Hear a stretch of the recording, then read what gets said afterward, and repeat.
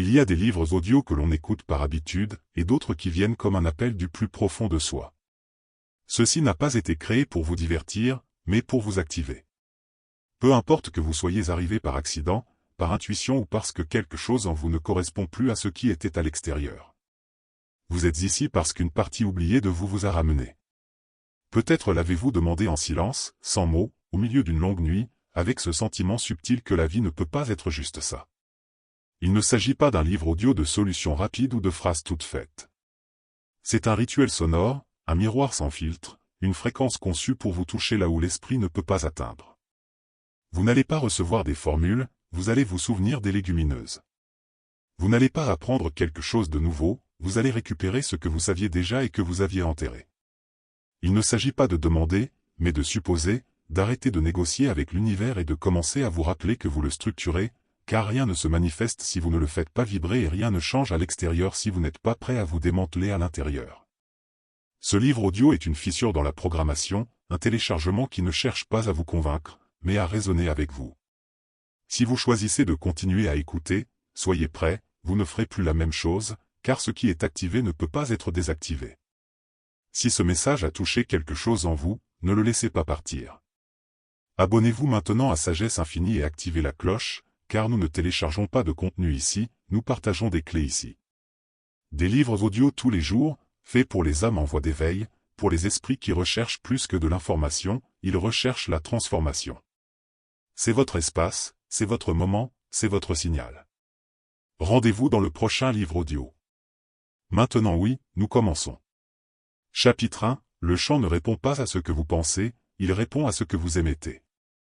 Pendant des années, on vous a appris à penser positivement, à déclarer vos objectifs, à décréter avec force. Mais si cela suffisait, pourquoi continuez-vous à vivre des réalités que vous n'avez pas choisies? Ce n'est peut-être pas ce que vous dites qui compte, mais ce que vous vibrez. L'univers n'écoute pas vos paroles, mais votre fréquence. Et cette fréquence n'est pas ce que vous dites devant le miroir, mais ce que vous gardez en silence, quand personne ne vous regarde. On ne vit pas ce que l'on veut, on vit ce que l'on est. Et cet être est défini par la vibration que vous portez comme base, et non par vos bonnes intentions. Vous pouvez dire que vous voulez de l'amour ou de l'abondance, mais si votre énergie crie la peur ou le manque, c'est ce que le champ reçoit. Vous ne pouvez pas mentir au terrain, il répond à votre vérité vibratoire, pas à vos phrases de motivation.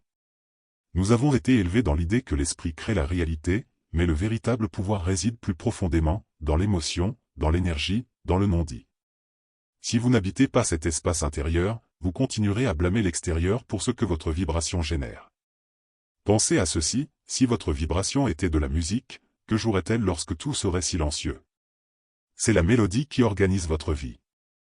Ce qui se répète n'est pas une coïncidence, c'est l'écho de ce que vous portez sans vous en rendre compte, souvent issu de blessures profondes. La grande vérité n'est pas que vous pouvez créer la réalité, c'est que vous le faites déjà. Chaque seconde, vous émettez un signal, et ce signal façonne votre monde. Le problème c'est que vous le faites sans conscience.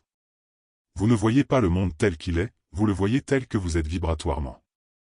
L'univers ne répond pas à vos désirs, il répond à votre cohérence. Et la vibration ne se décrète pas, elle s'incarne. On ne peut pas faire semblant, soit on le ressent, soit on ne le ressent pas. Votre chant répond au corps, aux émotions, à l'authenticité. Alors par où commencer? Pour avoir arrêté de te mentir. Arrêtez de faire comme si vous ne saviez pas. Votre corps le sait. Vos silences le savent. Vous n'êtes pas ici pour vous intégrer, vous êtes ici pour vous souvenir de vous-même. Observez-vous sans jugement. Demandez-vous honnêtement, qu'est-ce que je vibre quand je n'essaie pas? Et écoute. Écoutez avec votre corps.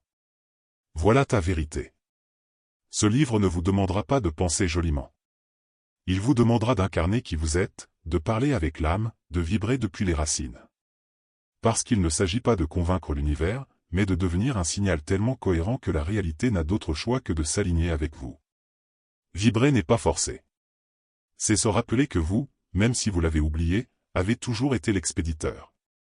Chapitre 2, vous n'attirez pas, vous projetez. Attirer, semble confortable.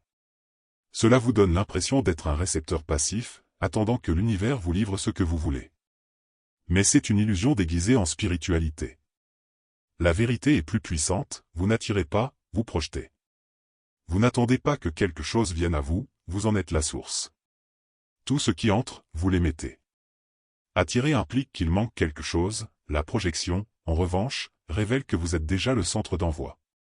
La réalité ne répond pas à ce que vous dites, mais à ce que vous vibrez. Même si vous n'en êtes pas conscient, votre champ énergétique parle pour vous avec une précision totale. Chaque motif répétitif, chaque obstacle ou lien difficile est une manifestation de cette vibration soutenue. Le problème est que vous avez appris à contrôler vos pensées, mais pas à observer votre fréquence. C'est pourquoi vous êtes frustré lorsque tout semble stagnant. Ce n'est pas que l'univers vous ignore, cela reflète simplement ce que vous projetez. Imaginez une lampe de poche sur votre poitrine que tout le monde voit sauf vous. Cette lumière, votre état intérieur organise votre environnement. Si vous projetez à partir de la blessure, la vie vous en donne davantage. Et ce n'est pas une punition, c'est un miroir. Vous n'attirez pas l'injustice, vous émettez ce que vous croyez mériter, même si vous le niez consciemment. L'univers ne répond pas à vos paroles, mais à votre cohérence. Alors, posez-vous une question clé, quelle partie de moi se reflète dans ce que je vis? Qu'est-ce que je diffuse maintenant? Il ne s'agit pas de vous blâmer, mais de reprendre le contrôle. Non pas en faisant plus, mais en étant différent dans votre fréquence de base. La première étape consiste à vous observer honnêtement. Parce que la vie que vous avez est celle que vous projetez. Et ce n'est pas une condamnation, c'est une opportunité. Si vous l'émettez, vous pouvez le transformer. Non pas avec des promesses en l'air, mais avec une réelle conscience. Arrêtez de demander et commencez à maintenir une fréquence cohérente avec qui vous êtes déjà. L'univers ne répond pas aux besoins, il répond à la vérité que vous portez. Lorsque vous cessez d'émettre des contradictions, le changement n'est pas attendu, il est activé. Tu n'attires pas. Tu te transformes. Au chapitre 1, nous avons compris que l'univers réagit aux vibrations et non à la pensée. Dans le chapitre 2, nous avons brisé le mythe de l'attraction et révélé que ce que vous vivez est ce que vous projetez. Et maintenant, dans le chapitre 3, nous allons plus en profondeur, le corps. Parce que lorsque l'esprit est silencieux, le corps parle. Et ce qu'il dit n'est pas un symptôme, c'est une vérité vibratoire. Préparez-vous, ça va être profond. Chapitre 3, le corps écoute ce que l'esprit nie. Il y a quelque chose en vous qui ne ment jamais, votre corps. Vous pouvez vous dire que vous allez bien, que vous êtes guéri, que tout est sous contrôle, mais votre corps ne vous laissera pas tromper. Par la douleur, la tension, l'insomnie ou la fatigue, il vous envoie des messages que votre esprit a choisi d'ignorer. Le corps n'est pas manipulé par des décrets ou des pensées positives. C'est le canal le plus honnête de votre âme. Ce que vous gardez sous silence émotionnellement, votre corps le crie sous forme de symptômes. Ce qui n'est pas ressenti devient tension, blocage, maladie. Parce que les émotions ne sont pas stockées dans l'esprit, elles sont logées dans le corps. Votre dos vous fait-il mal tous les jours? Ressentez-vous un nœud lorsque vous fixez des limites? Votre estomac est-il dérangé en présence de certaines personnes? Ce n'est pas une coïncidence. C'est de l'énergie accumulée, des émotions inexprimées qui cherchent à s'échapper. Le corps ne vous punit pas, il vous protège. Chaque symptôme est une tentative de revenir à l'équilibre, de vous aider à revenir à vous-même. Vous n'avez pas besoin de plus de technique, vous avez besoin de présence. Assis avec toi, sans jugement, sans fuir. Habitez ce que vous ressentez, même si ce n'est pas confortable. Parce que c'est seulement lorsque vous arrêtez de nier ce qui est en vous que le corps commence à guérir. La cohérence est une guérison, lorsque ce que vous pensez, ressentez et faites cesse d'être en guerre. Le corps ne veut pas la perfection, il veut la vérité. Et quand vous l'entendez enfin, votre énergie change, et avec elle, votre réalité. Ne courez pas aujourd'hui. Asseyez-vous tranquillement et demandez à votre corps, que essayez-vous de me dire? Alors mettez votre main là où ça fait mal, non pas pour le réparer, mais pour l'écouter. Peut-être que cette douleur est la porte de votre libération. Chapitre 4, l'émotion cohérente comme langage universel. Il y a des langues qui s'écrivent et qui s'apprennent. Mais il y en a une qui n'est pas enseignée à l'école ni traduite en mots, l'émotion cohérente. Il est aussi vieux que le temps, si précis qu'il ne laisse aucun doute, et si puissant qu'il transforme la réalité sans la toucher. C'est la langue que l'univers comprend sans que vous ayez à parler. Vous n'avez pas besoin de phrases ou de décrets positifs. Il suffit d'une seule chose, la cohérence vibratoire. Lorsque ce que vous ressentez, pensez et faites est aligné, votre champ émet de la clarté et la réalité répond. Non pas parce que vous le contrôlez, mais parce que vous en faites partie. La plupart des gens vivent des vies fragmentées, ils sourient mais tremblent, ils affirment leur confiance mais vibrent de peur. Cette incohérence déforme le champ. L'univers n'écoute pas ce que vous dites, il écoute ce que vous vibrez. Vous ne manifestez pas ce que vous désirez, mais ce que vous êtes déjà intérieurement. Être émotionnellement cohérent, ce n'est pas faire semblant. Il ne s'agit pas de dire « je vais bien » quand on est brisé. C'est habiter ce que l'on ressent, sans y rester. Reconnaissez, naviguez, puis choisissez une émotion que vous pouvez considérer comme un fondement, pas comme un masque. Toutes les émotions créent la réalité, mais toutes ne la créent pas de la même manière. La colère soutenue génère des conflits, culpabilité, répétition de la douleur. L'émotion cohérente, en revanche, se transforme de l'intérieur. Changez votre voix, votre posture, vos décisions. Ce n'est pas une question d'apparence, c'est une question de présence. Une personne cohérente n'a pas besoin de parler pour avoir un impact. Il émet une fréquence claire qui réorganise tout ce qui l'entoure. La science confirme que les émotions comme la gratitude et l'appréciation élargissent le champ électromagnétique du cœur. Et ce domaine affecte tout. Vous n'avez pas besoin de technologie pour le vérifier. Respirez simplement à partir d'un véritable souvenir de gratitude et regardez votre corps changer. C'est votre signe de création. Vous n'êtes pas obligé de le tenir toute la journée, mais vous pouvez y revenir de plus en plus facilement. Avec la pratique, cela devient votre identité. Et lorsque vous vibrez à partir de cette émotion, ce qui ne résonne pas en vous disparaît. Non pas à cause d'un rejet, mais à cause d'une inadaptation. Alors ne vous demandez pas ce que vous voulez manifester. Demandez-vous, quelle émotion dois-je entretenir pour être la source de ce que je désire? Choisissez une vraie émotion, ressentez-la, respirez-la. N'agissez pas, vibrez simplement. Parce que l'univers ne répond pas à l'effort, mais à la vérité énergétique. C'est le langage le plus clair que vous puissiez parler. Et lorsque votre signal interne est stable et ressenti, il n'y a aucune réalité qui ne réponde. Nous entrons maintenant dans le chapitre 5, et celui-ci est crucial dans le voyage. Jusqu'à présent vous avez compris qu'il ne s'agit pas de penser, mais de vibrer, que vous n'attirez pas, mais projetez, que le corps ne tombe pas malade sans raison, mais qu'il dit ce que l'esprit garde sous silence. Que lorsque vous ressentez une émotion cohérente, vous créez sans effort. Nous allons maintenant franchir une étape plus profonde. Ce que vous voyez dans le monde n'est pas ce qu'il est, c'est ce que vous êtes lorsque vous l'observez. Préparez-vous pour le prochain saut vibratoire. Chapitre 5, l'observateur interne change, ce qui a été observé également. Imaginez que vous êtes dans une salle des miroirs. Chaque reflet montre une version différente de vous. Certains déforment, d'autres obscurcissent. Et vous pensez que le problème est dans le miroir. Mais que se passe-t-il si ce que vous voyez dépend de la façon dont vous regardez, ou de qui vous êtes lorsque vous regardez? En physique quantique, l'expérience de la double fente montre que la réalité change lorsqu'elle est observée. Non pas par le contact, ni par le désir, mais par la présence de l'observateur. Et plus encore, à cause de son état interne. Ce n'est pas seulement de la science, c'est de la spiritualité en action. Votre monde ne change pas parce que les choses changent, il change parce que vous changez. Votre fréquence façonne ce que vous voyez. Si vous êtes dans le jugement, vous voyez des erreurs. Si vous manquez, vous voyez le manque. Mais si vous êtes présent et aligné, le monde s'ouvre. La situation ne change pas, votre perspective change, et avec elle, tout. Le silence peut être une menace ou une paix. Un regard, un jugement ou une tendresse. L'extérieur est le même événement, ce qui varie c'est l'observateur. Ce principe n'est pas seulement destiné à la compréhension, il est destiné à la vie. Parce que ce que vous voyez n'est pas neutre, c'est le reflet de votre vibration. Vous n'avez pas besoin de changer le monde, il suffit de changer l'endroit intérieur à partir duquel vous le regardez. Il ne s'agit pas de nier ce qui est difficile, mais d'habiter une fréquence plus consciente. Vous pouvez considérer votre corps avec un regard critique ou reconnaissant. Votre choix ne change pas seulement votre perception, il transforme la réalité elle-même. L'observateur n'est pas passif, il est créatif. Vous êtes conçu pour regarder avec jugement, mais vous pouvez vous rappeler comment regarder avec l'âme. Et quand vous le faites, ce que vous observez est transformé.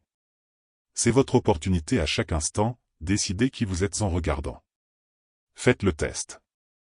Choisissez quelque chose qui vous active normalement et observez-le depuis un nouvel état intérieur. Respirez, changez votre fréquence. Alors regarde encore. Vous verrez que lorsque vous changez, ce que vous regardiez change également. Ce chapitre ne vous donne pas seulement une technique supplémentaire, il vous rappelle une vérité profonde, vous êtes l'émetteur, le miroir et l'œil observateur. Changez votre vibration et vous verrez comment tout le reste commence à se mettre en place. Pas par hasard, mais par résonance. La question n'est pas « pourquoi cela se produit-il » mais « d'où est-ce que je le regarde ?» Le chapitre 6 est la clé de ce voyage. Ici, nous entrons au cœur du système vibratoire, le modèle inconscient qui soutient votre réalité sans que vous le sachiez, ce que nous appelons ici le gardien vibratoire. Ce chapitre devrait toucher les cordes sensibles, réveiller les souvenirs, ouvrir des portes qui ont été scellées pendant des années. Vous le recevrez avec la profondeur, l'intensité et l'ampleur qu'il mérite. Chapitre 6, le gardien vibrationnel, le modèle inconscient qui signe votre réalité. Il y a une partie de vous qui décide avant que vous ne réfléchissiez. Il n'a pas de langage, mais il façonne votre vie avec précision. Il est silencieux, il ne demande pas de permission, mais il détermine ce que vous pouvez vivre. Nous appelons cela le gardien vibratoire. Ce n'est pas une entité externe ou une malédiction, c'est un modèle interne, une fréquence de base qui a été installée dans votre champ énergétique depuis l'enfance. Cela ne vient pas de ce que vous avez vécu, mais de ce que vous avez ressenti. C'est la réponse d'un enfant qui a appris qu'il n'était pas sûr d'être lui-même, qu'il devait se protéger pour survivre. Ce modèle continue de fonctionner aujourd'hui, même si vous êtes devenu conscient, réussi ou spirituel. Il répète les limites, sabote les opportunités, non par faiblesse, mais par loyauté envers ce qu'il connaît. L'âme veut s'étendre, mais votre système recherche la sécurité. Vous êtes-vous déjà demandé pourquoi vous répétez ce que vous détestez? Pourquoi avez-vous peur du succès ou du véritable amour? C'est le garde qui donne l'alerte, ce n'est pas sûr. Et même si vous prétendez être digne, si votre champ émet de la peur, c'est à cela que l'univers répond. Il ne s'agit pas de le combattre, mais de l'intégrer. Reconnaissez qu'il a été créé pour prendre soin de vous, remerciez-le et dites « merci », mais maintenant c'est mon choix. La véritable transformation commence lorsque, à partir d'un lieu de présence, vous décidez de rester avec ce que vous évitiez auparavant. Le gardien ne disparaît pas, mais se déplace. Et lorsque vous vous placez au centre, votre vibration change, et votre réalité aussi. Excellent, nous plongeons maintenant dans l'un des chapitres les plus transformateurs de tout le chemin vibratoire, le miroir. Pas celui que tu utilises pour voir ton visage, mais celui qui te montre ton âme, même si tu ne veux pas regarder. Ce chapitre doit vous secouer, et il le fera. Prenez-le doucement, respirez et permettez-vous de vous y lire. Chapitre 7, le miroir caché. Tout ce que vous n'acceptez pas en vous-même est projeté à l'extérieur. Il n'y a pas de plus grand maître que le miroir, il ne donne pas son avis, il ne justifie pas, il ne protège pas. Il ne reflète avec précision que la fréquence que vous maintenez, même celle que vous ne reconnaissez pas comme la vôtre. Vous pensez voir le monde, mais en réalité vous en voyez des fragments. Ce que vous critiquez, ce qui vous irrite, ce qui se répète avec des visages différents, n'est pas extérieur, c'est un reflet. La projection survient lorsque vous rejetez une émotion interne. Ce que vous n'acceptez pas, l'univers vous le montre. Non pas pour te punir, mais parce que ton âme est prête à se voir. Vous attirez des relations difficiles non pas à cause de la malchance, mais parce qu'il y a des parties de vous que vous n'avez pas encore intégrées. Le champ vibre avec ce que vous êtes, pas avec ce que vous semblez être. Et si vous ne le voyez pas avec conscience, cela revient avec force, l'émotion non acceptée devient un modèle, et le modèle se manifeste encore et encore, jusqu'à ce que vous décidiez de regarder. L'ombre n'est pas le mal, c'est tout ce que tu avais peur de montrer.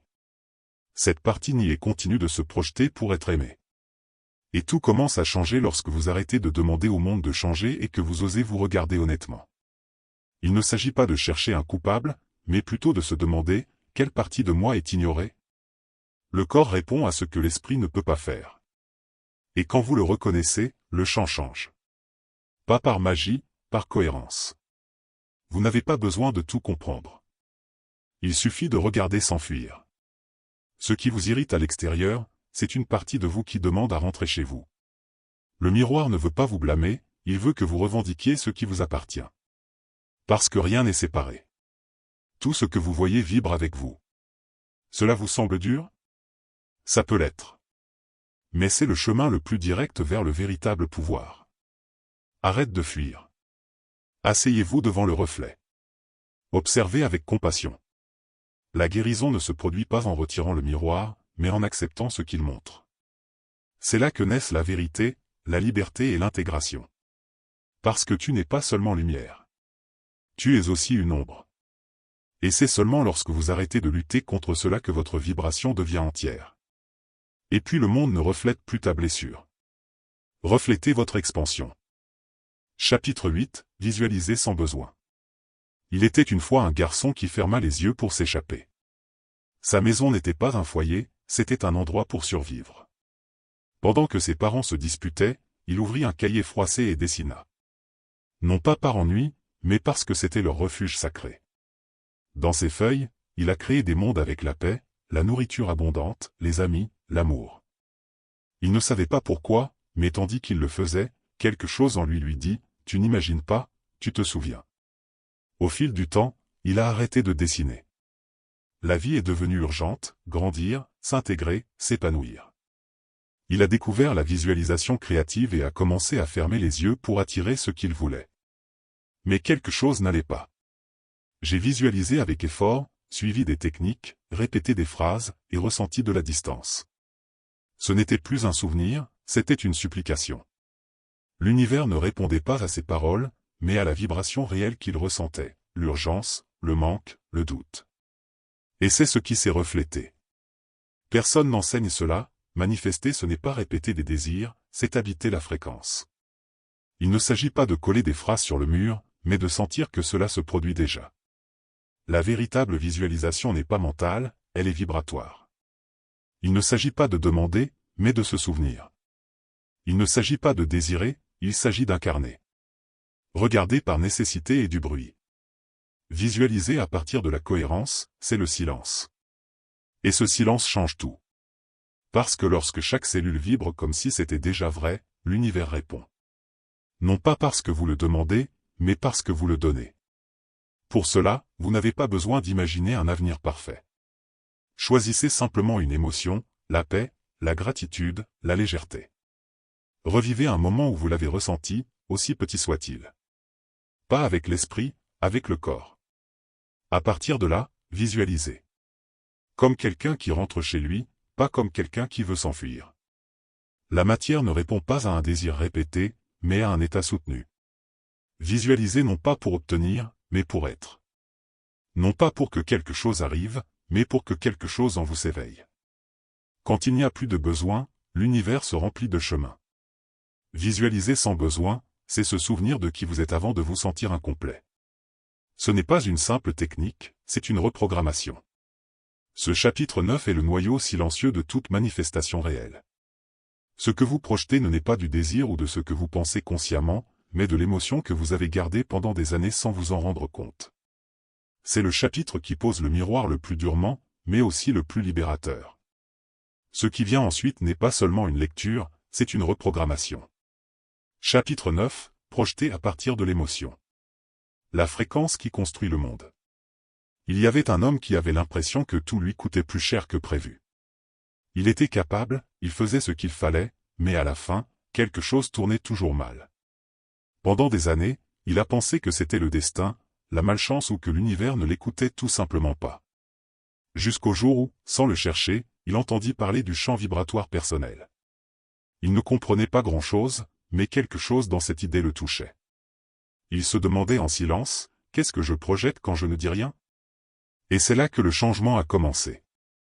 Il a compris que la réalité ne répond pas à ce que vous pensez, mais à votre fréquence émotionnelle de base, ce que vous ressentez lorsque vous ne faites pas semblant, ce que vous émettez sans parler.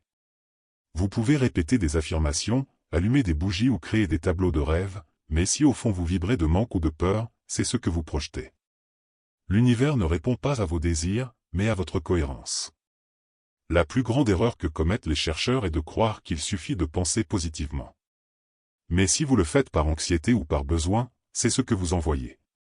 Parce que l'émotion est énergie, et l'énergie organise la matière.